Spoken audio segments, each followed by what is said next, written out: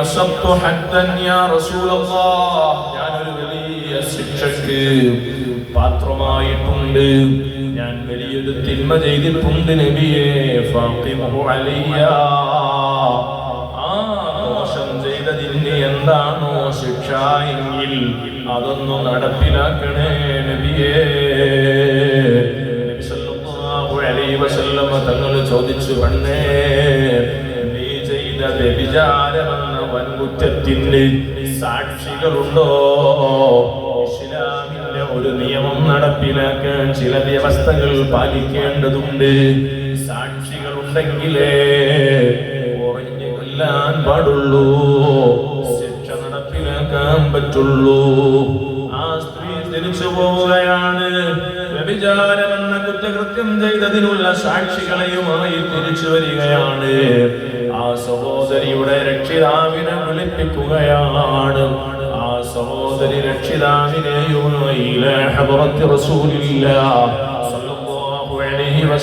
തങ്ങളെ ഹദറത്തിലെത്തിയപ്പോൾ, ഇവൾ എന്റെ മകളാണ്, ഇവൾ വ്യഭിചാരം ചെയ്തിട്ടുണ്ട്, അതിൽ ഇവൾ ഗർഭിണിയാണ്, തിരിച്ചു കൊണ്ടുപോയിക്കോ, ഇവൾക്ക് വേണ്ട ആവശ്യങ്ങളൊക്കെ ചെയ്തു കൊടുത്തോ, പ്രസവം കഴിഞ്ഞാൽ തിരിച്ചു വന്നോളൂ. അതാ ബാപ്പന്റെ കൂടെ ആ പെണ്ണ് തിരിച്ചുപോയി. പ്രസവം കഴിഞ്ഞതിന് ശേഷം അതാ തിരുസവിധത്തിൽ വരികയാണ്. ഈമാനുള്ള ഉമ്മ, ഈമാനുള്ള ബാപ്പ, അഹ്ലുബൈത്തിനെ സ്നേഹിച്ചു കൊണ്ടുവന്ന സഹോദര, ഖൽബിൽ അല്ലാഹുവിനോട് സ്നേഹമുണ്ടോ? നബി സല്ലല്ലാഹു അലൈഹി വസല്ലം തങ്ങളോട് ഇഷ്ടമുണ്ടോ? പരിശോധിക്കേണ്ടുന്ന സന്ദർഭമാണ്.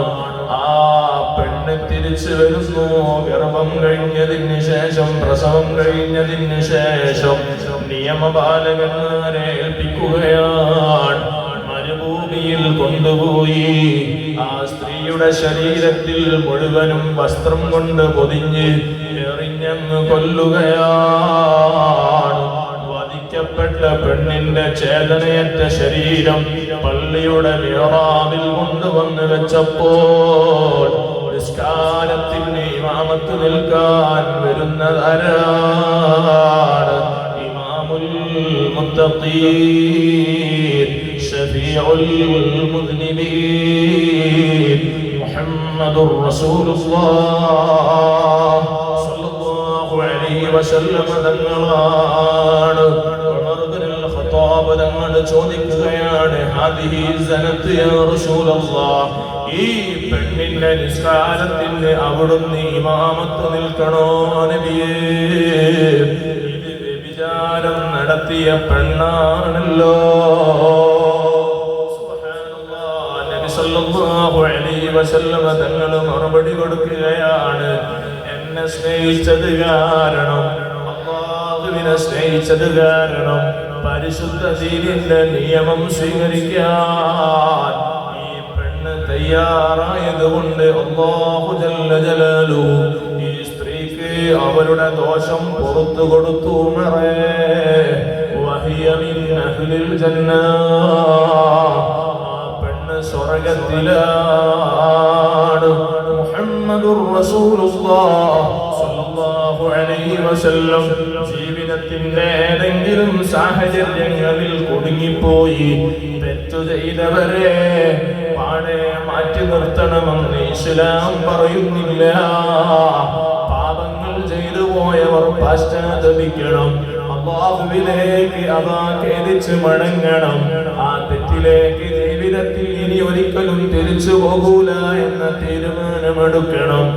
എന്നാൽ അവര് മറ്റുള്ള മുഅ്മിനീങ്ങൾക്കിടയിൽ തുല്യത പരിഗണന കൊടുക്കപ്പെടേണ്ടവരാണ്. ഇതാണ് പരിശുദ്ധ ഇസ്ലാമിന്റെ നിയമം. ഓ സുഹൃത്തുക്കളെ, എനിക്കും നിങ്ങൾക്കും അല്ലാഹുവിനോടും അവന്റെ റസൂൽ സല്ലല്ലാഹു അലൈഹി വസല്ലം തങ്ങളോടും മറ്റുള്ള സർവ്വതിനേക്കാൾ സ്നേഹമുണ്ടെങ്കിൽ നമുക്ക് ഈമാനിന്റെ മാധുര്യം അനുഭവിക്കാൻ കഴിയുമെന്ന് മുഹമ്മദുർ റസൂലുള്ളാഹ്.